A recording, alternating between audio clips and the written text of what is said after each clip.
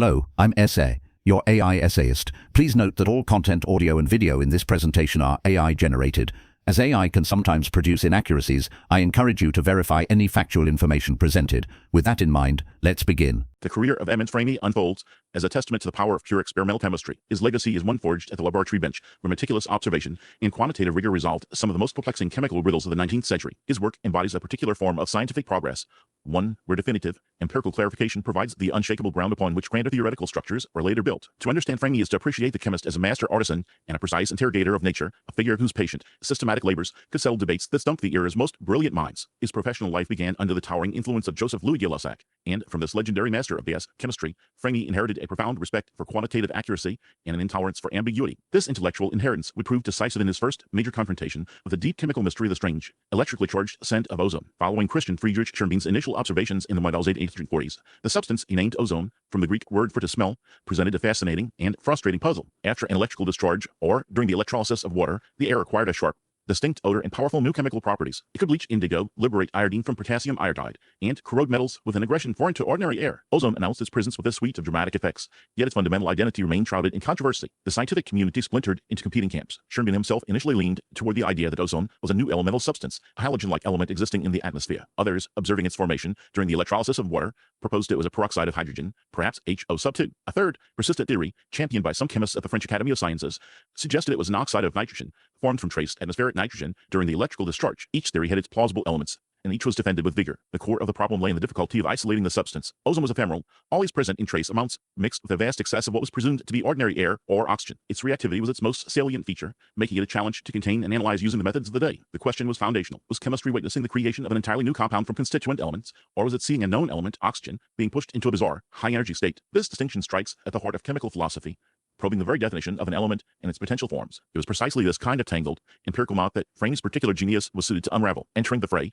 Frémy brought the full weight of the Gay-Lussac school of thought to bear on the problem. His approach was characterized by a systematic elimination of variables. If ozone were a hydrogen compound, then its formation must be impossible in a system rigorously free of hydrogen. If it were a nitrogen compound, its creation must depend on the presence of nitrogen. The alternative, that ozone was a special state of oxygen, an allotrope, required proving that it could be formed from pure oxygen alone, with absolutely nothing else added. This became the central objective of his investigation. Frémy constructed an apparatus of elegant simplicity and impeccable design. He prepared oxygen with extreme care, ensuring its purity by generating it from the thermal decomposition of potassium chlorate and passing it through a series of drying agents to remove every possible trace of water. This pure, dry oxygen was then fed into a glass tube, inside of which were two concentric metal conductors separated by a small gap. By connecting these conductors to an induction coil, he could generate a silent electrical discharge, a corona, that filled the space between them. The oxygen flowed through this energized field and emerged out the other side. The entire system was hermetically sealed, a closed world containing only pure oxygen and glass. The results were unequivocal. The oxygen emerging from the apparatus carried the characteristic scent of ozone and exhibited all its potent oxidizing properties. It readily attacked a solution of potassium iodide, a key diagnostic test. By meticulously weighing the apparatus before and after the experiment,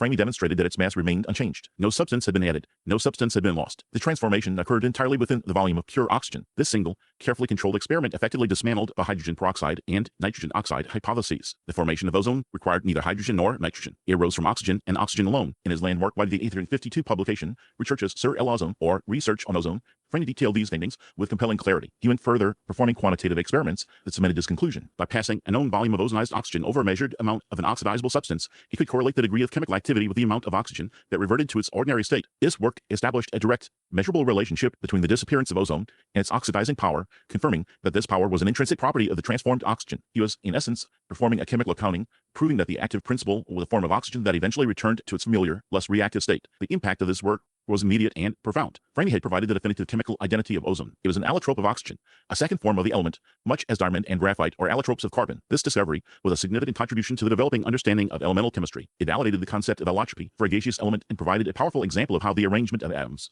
a concept still in its infancy, could dramatically alter the properties of a substance. Frémy's resolution of the ozone enigma created the necessary intellectual space for the next crucial step in its story. His work directly enabled the research of the Swiss chemist Jacques-Louis Soret in the 1860s. With the elemental identity of ozone now secured as pure oxygen, Soret could focus on a different question: what was its molecular structure? By comparing the diffusion rates of ozone and ordinary oxygen, and by carefully measuring the change in volume when ozone was decomposed back into oxygen, Soret was able to deduce its molecular formula. He concluded that while ordinary oxygen consisted of molecules with 2 atoms, written as O2, ozone consisted of molecules with 3 atoms, O3. This discovery, which forms the basis of our modern understanding, would have been impossible without the foundational certainty provided by Frémy. Frémy established the *, Soret Building upon that foundation, determine the asterisk how many asterisk. This sequential progression from qualitative identity to quantitative structure is a classic pattern in scientific discovery, and Frémy's role as the provider of the first essential piece of the puzzle was absolutely critical. His work on ozone stands as a perfect miniature of his entire career, a victory of experimental precision that clarified a field, settled a long-standing debate, and paved the way for future theoretical advances. The same intellectual pattern,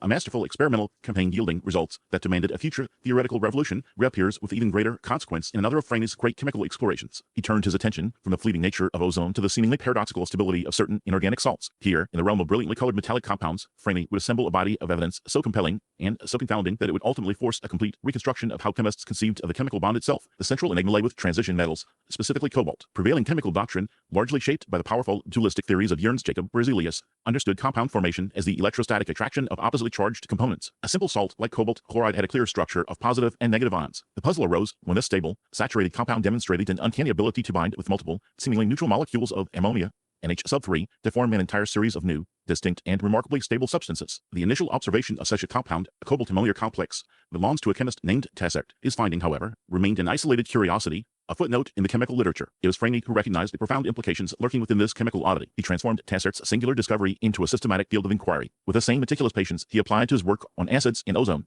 Frémy embarked on a monumental program of synthesis and characterization. His method was the epitome of classical empirical chemistry. He would prepare solutions of cobalt salts, introduce ammonia under controlled conditions, and then, through careful precipitation and fractional crystallization, isolate the products. Each product was then subjected to rigorous analysis to determine its precise elemental composition. What emerged from his laboratory was a veritable dynasty of compounds, a family of cobalt-amines that he classified by their magnificent, vibrant colors. There were the luteocobalt salts, a brilliant yellow, which contained a cobalt ion associated with 6 ammonia molecules. There were the purpureocobalt salts, a deep violet red containing 5 ammonia molecules. And there were the rosacobalt salts, with a delicate pink hue. Each of these series represented a stable, well-defined compound with its own unique crystalline form and chemical reactivity. For instance, treating the yellow luteocobalt chloride with the formula CoCl sub 3.6 NH sub 3 with silver nitrate immediately precipitated all 3 of its chloride ions. Treating the purple purpureocobalt chloride, CoCl sub 3.5 NH sub 3, precipitated only 2. This experimental fact was utterly baffling. According to the chemical grammar of the day, the compounds should have been simple mixtures or loose ducts. Instead, Frémy's work demonstrated they were integral chemical species where the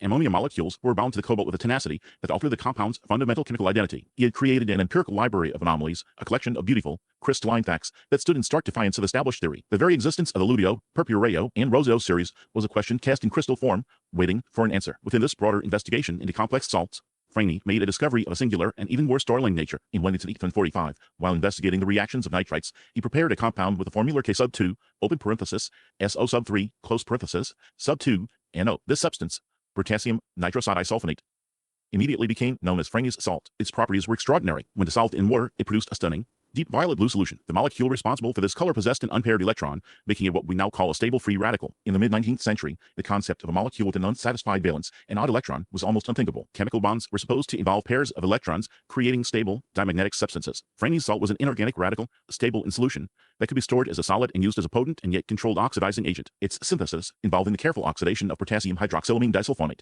was another testament to his experimental prowess. The salt itself, a beautiful crystalline solid, served as a tangible piece of evidence that the universe of chemical bonding was far stranger and more flexible than anyone had imagined. It was a molecular outlier, a stable paradox that further underscored the deep deficiencies in the era's theoretical framework. The ultimate historical significance of Frémy's work on the cobalt-amines lies in its direct and generative influence on the next great theoretical leap in chemistry. The data he so painstakingly collected, later expanded upon by the Danish chemist Sophus Mads Jorgensen, became the primary intellectual catalyst for the work of Alfred Werner. It was Werner, a young Swiss chemist at the turn of the century, who stared at the puzzle of Frémy's colorful salts and developed a revolutionary solution. Werner proposed that metals like cobalt could possess 2 kinds of valence. The first, which he called the primary valence, or asterisk quarked valence asterisk, corresponded to the familiar ionic charge satisfied by ions like chloride. The second, a new concept, he termed secondary valence, or asterisk Nevin valence asterisk, involved the metal's ability to bind directly to a fixed number of neutral molecules or ions in a rigidly defined geometry. Werner's theory of coordination, chemistry, for which he received the Nobel Prize in 1913, was born directly from the need to explain Frémy's data. He argued that in luteocobalt chloride, the cobalt ion was using its secondary valence to bind 6 ammonia molecules in a tight, stable octahedral arrangement around the central metal atom. These 6 ammonia molecules formed a coordination sphere,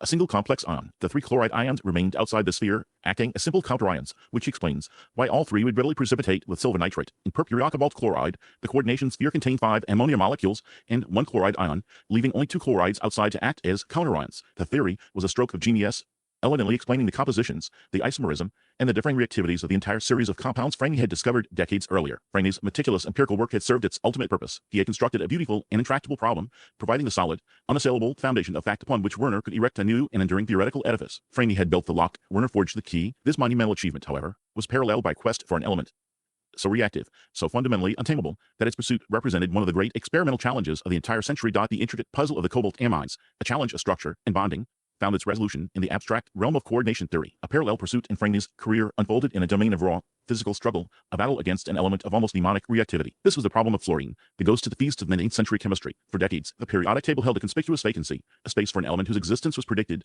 whose effects were known, yet whose pure form had eluded every attempt at isolation. The quest to capture it was a saga of burnt fingers, ruined equipment, and poisoned lungs, a testament to an element that seemed to actively resent its own discovery. The adversary was unique in its chemical personality. As the most electronegative of all elements, fluorine possesses an insatiable appetite for electrons, allowing it to form compounds of extraordinary stability by tearing electrons away from almost any other substance. This extreme reactivity was the core of the problem. Previous titans of the laboratory had been humbled by it. Sir Humphrey Davy, the celebrated concrete of sodium and potassium, applies powerful voltaic pile to hydrofluoric acid and its salts, only to find his platinum and gold vessels corroded into uselessness, his health failing from the fumes. The Irish chemists George and Thomas Knox pursued the element with reckless bravery, suffering severe and lasting health consequences from inhaling hydrofluoric acid vapor. Their contemporary, the Belgian chemist Paul Lauwert, met a tragic end, succumbing to poisoning during his own fluorine experiments. The element guarded its freedom with a ferocity that seemed almost sentient, turning every vessel into a reactant and every trace of impurity into a confounding variable. Any chemist approaching this problem understood they were engaging with a substance that would attack glass, corrode metals, and decompose water on sight. Frémy approached this legendary problem with a characteristic blend of intellectual rigor and experimental patience. He began with a profound conceptual analysis, deducing the fatal flaws in earlier attempts. His primary insight concerned the ubiquitous presence of water. He understood that even a minuscule quantity of water would doom an experiment to failure. The instant any elemental fluorine was produced, it would violently oxidize the water, generating hydrofluoric acid and oxygen. This reaction would consume the prize and regenerate the very acid the experiment sought to decompose, creating a futile and dangerous cycle. Consequently, Frémy established that absolute, uncompromisingly anhydrous conditions were the prerequisite for any hope of success. His second realization was that all chemical displacement methods were hopeless. There was simply no element in existence with a greater chemical affinity than fluorine that could be used to pry from its compounds. The only force potent enough to sever these bonds was the raw energy of an electric current. Electrolysis was a sole viable path forward. With these principles as his guide, Frémy embarked on a systematic campaign of experimental design. His apparatus became a legend in its own right, a piece of chemical engineering crafted to withstand a furious assault from within. The heart of the device was a U-tube constructed from platinum, one of the few materials that offered a degree of resistance to fluorine's attack. Within this vessel, he placed his chosen electrolyte, a substance whose selection was a further stroke of genius. Pure anhydrous hydrogen fluoride is a very poor conductor of electricity. Frémy overcame this by using molten potassium bifluoride with the chemical formula KHF2. This compound, when melted, served two crucial purposes. It provided a high concentration of fluoride ions, and it acted as an excellent conducting medium for the electric current. The engineering was meticulous. The platinum electrodes descending into each arm of the U-tube were sealed in place with stoppers fashioned from fluorspar, a naturally occurring mineral of calcium fluoride, and sealed with garbage, a resilient natural polymer. This design aimed to create a hermetically sealed, entirely anhydrous environment. Recognizing that even platinum would eventually yield to the element's attack, especially at high temperatures, Frémy incorporated a cooling system for the entire apparatus. By lowering the temperature, he hoped to slow the rate of corrosion, giving him precious moments to observe and perhaps collect the gas he sought. For years, he refined this setup, methodically eliminating sources of failure, patiently pushing the boundaries of what was experimentally possible. His perseverance yielded a profound, if incomplete, triumph. In a series of experiments culminating around 1986, Frémy successfully produced a gas at the anode of his platinum cell. The collection of this substance in a pure, contained state proved impossible. It attacked everything it touched. He was, however, able to observe its properties at the moment of its birth. He documented a pale, yellowish gas. When he introduced powdered sulfur into the stream emerging from the anode, it burst spontaneously into flame. This was a powerful indication of extreme oxidizing power. His most definitive tests involved silicon. He demonstrated that the emergent gas passed over powdered silicon with complete indifference. This was a crucial piece of evidence, as his starting material, hydrogen fluoride, would have reacted vigorously with silicon. He had produced a new substance, one with a predicted ferocious reactivity yet distinct from its parent compound. Frémy had come to the very threshold of discovery. He had created elemental fluorine,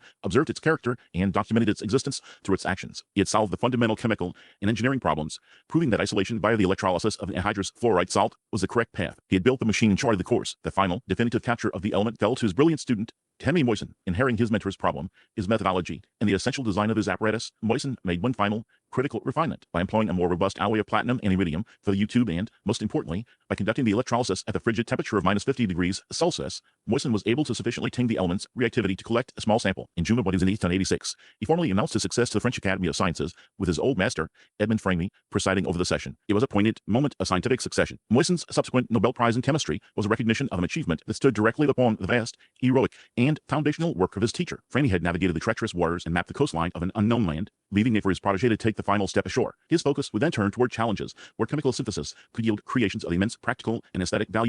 The intellectual energies once consumed by the pursuit of elemental fluorine found in equally demanding expression in the world of applied chemistry. His focus turned toward challenges where chemical synthesis could yield creations of immense practical and aesthetic value. Frémy's laboratory, a site of heroic attempts to isolate the most reactive of elements, transformed into a crucible for forging materials that would dazzle the public and empower industry. He embarked on a quest that captivated the 19th century imagination, the creation of perfect gemstones, born from chemical principle rather than geological chance. The problem was twofold. For jewelers, the supply of high-quality, deeply colored rubies was scarce and unpredictable. For the burgeoning field of precision engineering, particularly in horology, the need for hardware-assisted bearings was immense. Natural rubies and sapphires, forms of the mineral corundum, were ideal, yet their cost and rarity were prohibitive. Frémy's approach was a testament to his mastery of high-temperature chemistry and his characteristic patience. He developed a technique that would become known as the flux method, a process of alchemical elegance and industrial potential. The recipe began with aluminum or aluminum oxide, the fundamental chemical constituent of a ruby. To this white powder, he added a pigmenting agent, typically chromium oxide, which imparts the gem's characteristic deep red hue. The true genius of the method lay in the choice of a flux, a substance that would dissolve these components at high temperature and allow them to recrystallize slowly upon cooling. He experimented with various fluxes, finding great success with lead oxide or potassium dichromate. The procedure itself was a slow, deliberate performance. Frémy would pack these ingredients into a large, specially crafted porcelain crucible capable of withstanding extreme heat for prolonged periods. The crucible was then placed in a furnace and heated to a brilliant incandescence, where it would remain for over a week. During this time, the alumina and chromium oxide dissolved into the molten flux, creating a saturated solution. The critical phase was a cooling. It had to be exquisitely slow, allowing the aluminum oxide molecules to find one another and arrange themselves into the rigid, hexagonal lattice of a corundum crystal. Any sudden temperature drop would result in a useless mass of tiny, imperfect crystals. Over many days, as the temperature gradually fell, magnificent, ruby-red crystals would precipitate from the solution, growing layer by layer into flawless, transparent gems. The culmination of this work was a moment of public triumph. At the Paris Exposition, Frémy displayed a collection of the synthetic rubies, some weighing several carats. They were chemically and physically identical to their natural counterparts, possessing the same hardness, density, and fiery brilliance. These were gems born of scientific reason, their perfection a product of controlled conditions. The display caused a sensation, demonstrating that human ingenuity could replicate one of nature's most prized creations. This breakthrough had a direct and profound influence on one of his most brilliant assistants,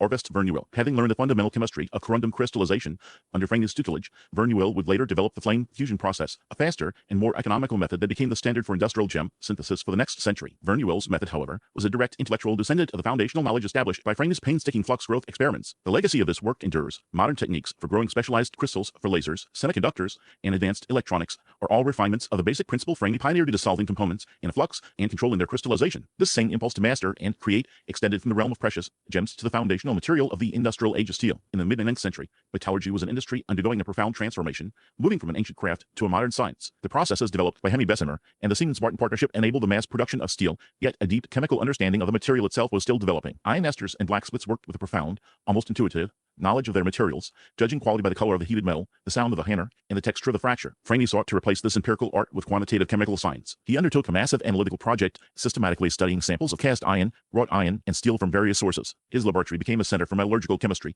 where he meticulously measured the composition of each sample. His primary focus was on the role of carbon. He demonstrated with rigorous data that the remarkable properties of steel, its unique combination of hardness and elasticity, were directly attributable to a precise, small percentage of carbon alloyed with iron. He showed that cast iron, which is brittle, contained a high percentage of carbon, while malleable wrought iron contained very little. Steel occupied the critical space in between. By correlating specific carbon content with physical properties like tensile strength and ductility, he provided the chemical blueprint that engineers and industrialists desperately needed. His publications on the subject were less about discovering a new process and more about revealing the fundamental principles governing existing ones. He gave the steel industry a rational language, allowing for the standardization of production and the reliable creation of steels tailored for specific purposes, from railway tracks to surgical instruments. Frémy's engagement with the chemical underpinnings of the French economy also led him into the fragrant, slippery world of fats, oils, and soaps. Building on the monumental work of his predecessor Michel Eugene Chevreul, who had first established that fats are compounds of glycerol and fatty acids, Frémy provided further crucial clarifications. The industries producing soap and high-quality candles depended entirely on the process of saponification, the chemical reaction between a fat and an alkali. The efficiency of this process and the quality of the final product were dependent on the precise nature of the fatty acids involved. Frémy conducted detailed investigations into the primary components of animal and vegetable fats,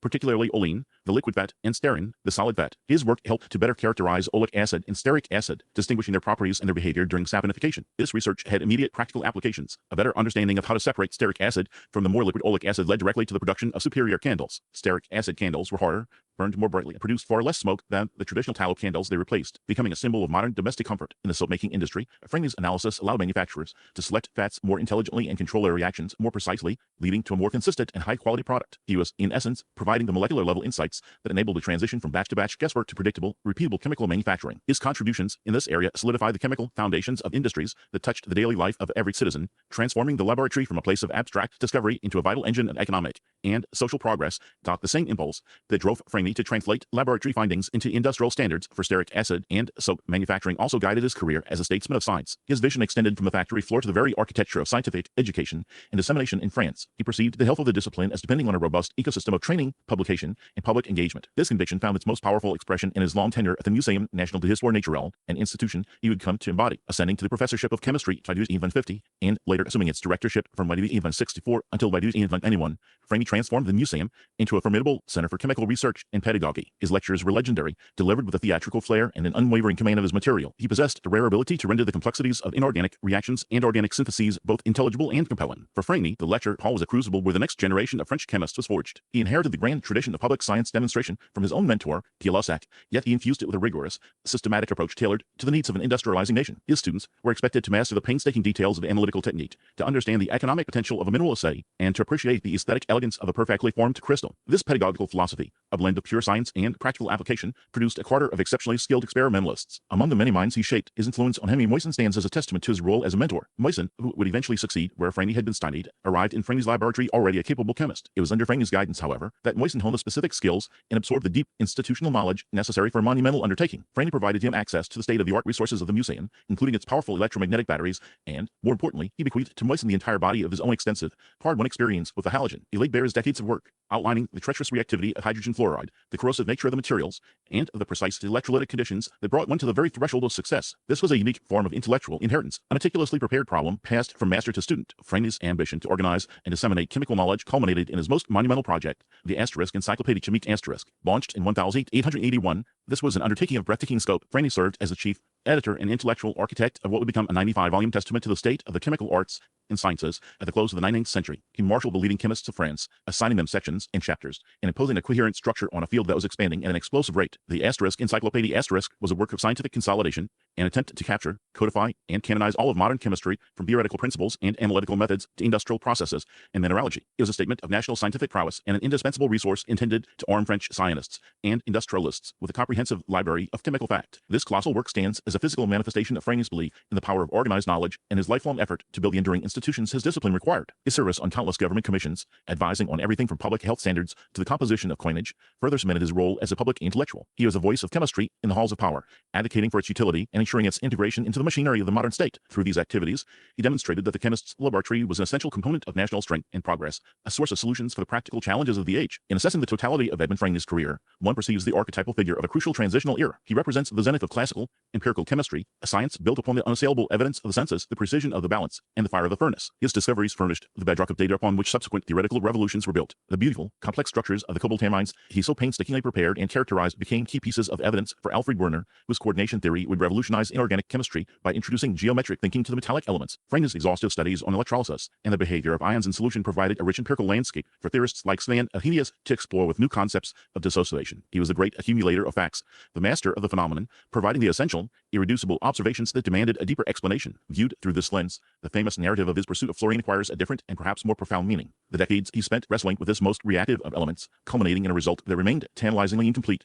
emerged as his greatest pedagogical act. He charted the entire territory of the problem. He identified every pitfall, every corrosive dead end, every failed material. He refined the electrolytic apparatus to a point of near perfection and defined the exact chemical system, a solution of potassium fluoride in anhydrous hydrogen fluoride that held the key. He effectively cleared the path and drew a precise map leading to the final destination, creating the perfect intellectual inheritance for his brilliant and tenacious student. Moissan's triumph in 1886 was built directly upon the foundation of Frémy's magnificent groundwork. Edmond Frémy's legacy, therefore, is twofold. It resides in the vast catalog of chemical knowledge he generated, the true nature of ozone, the composition of steel, the principles of fermentation, the properties of countless metallic salts. It also resides, perhaps more enduringly, in the institutional scaffolding he constructed for French science. Through his directorship of the museum, his mentorship of a new generation, and his editorship of the encyclopedic work that defined his era, he ensured that the discipline of chemistry would possess the structure, the resources, and the human talent to continue its advance. He was a great experimentalist who, by preparing the problems and training his successors, guaranteed that the science would soon move into realms of theory and abstraction he himself had equipped it to explore. We really appreciate you tuning in to this AI-powered presentation. Our goal is to push the boundaries of AI in content creation, and your input is invaluable. If there's a particular subject you'd like to see us tackle next, or if you have suggestions on how we could fine-tune our AI's creative prompts, please don't hesitate to leave your ideas in the comments section. We're excited to bring you more unique content very soon.